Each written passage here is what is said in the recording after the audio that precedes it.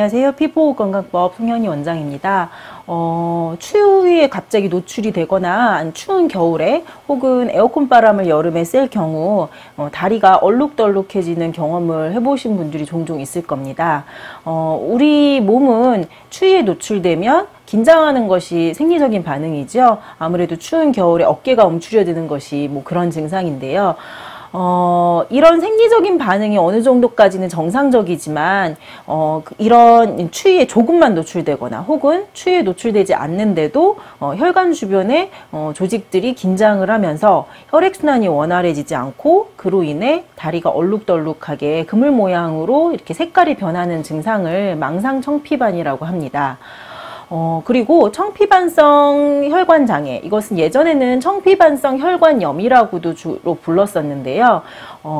혈전 등으로 인해 혈관에 폐색이 일어나고 그로 인해 하지 위주로 피부색이 변하면서 심할 경우 이제 궤양까지 형성되는 혈액순환이 폐색이 일어나기 때문에 일어나는 증상을 청피반성 혈관장애라고 합니다. 예전에는 청피반성 혈관염이라고 했지만 실제로 조직검사상 혈관염의 소견은 보이지 않기 때문에 최근에는 혈관장애라는 명칭으로 바뀌었다고 합니다. 망상청피반, 그 다음에 청피반성 혈관장애 두 가지 질환 다 만약에 혈류순환이 원활해지지 않는 이유가 있거나 혹은 혈전 등으로 인해 혈관이 폐색이 되는 원인이 될 만한 기저질환이 있다면 그 기저질환의 치료법에 맞추어서 치료를 하는 것이 원칙으로 알려져 있는데요.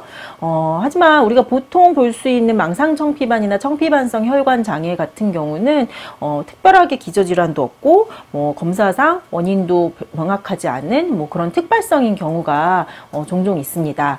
그리고 치료법 같은 경우는 기저질환이 있다면 그거에 맞는 치료법을 하겠지만 원인이 명확하지 않기 때문에 혈액순환을 도와주는 약물들 혹은 아스피린류나 헤파린류의 혈전 형성을 억제하는 약물들을 투여하는 것을 기본적 원칙으로 하지만 보통 봤을 때 실제적으로는 큰 효과는 없는 것 같습니다. 이유는 여러 가지겠지만 아무래도 이런 혈전 형성을 억제하거나 혈액순환을 도와주는 약물들을 서양의학적 관점 말고 한의학적 관점으로 체질에 입각해서 약물을 선별한다면 조금 더 유효한 효과가 있을 것이라고도 생각됩니다. 청피반성 혈관장애, 망상청피반 주로 하지에 호발하는 질환인데요. 아무래도 우리가 보통 사람들은 직립보행을 하기 때문에 하지로의 순환이 상하지나 체감보다는 원활하지 않겠죠. 두 가지 질환 다 혈액순환이 제대로 되지 않으면서 피부색이 변하는 질환이기 때문에 하지에 호발하게 되는데요. 한의학에서는 걸증이라는 진단명이 있습니다. 사지걸증이라고도 보통 이야기하는데 주로 사지, 상하지에 혈액 공급이 원활해지지 않으면서 감각 이상이라든지 심할 경우 통증이 일어난다든지 색이 변하는 것은 기본이고요. 그 다음에 혈액순환이 원활해지지 않아서 손발이 많이 차다든지 이런 증상들을 통칭하는 말이 사지걸증이라는 표현으로 사용을 합니다.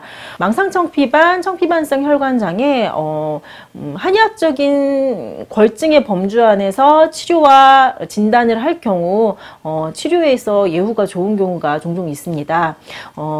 혈전을 억제하거나 혈액순환을 도와주는 약물들도 조금 더 체질의 관점에서 선별을 해서 처방을 하면서 그 다음에 한의학에는 기혈순환이라는 관점이 있죠. 그래서 기혈순환을 원활하게 하고 혈액을 공급하는 한약치료, 그 다음에 환부의 궤양을 억제하고 혈전의 폐색을 혈전의 생성을 억제하는 약침치료, 그 다음에 생활습관 고정, 그 다음에 식이생활을 교정을 할 경우 치료에 있어서 좋은 효과를 볼 수 있습니다.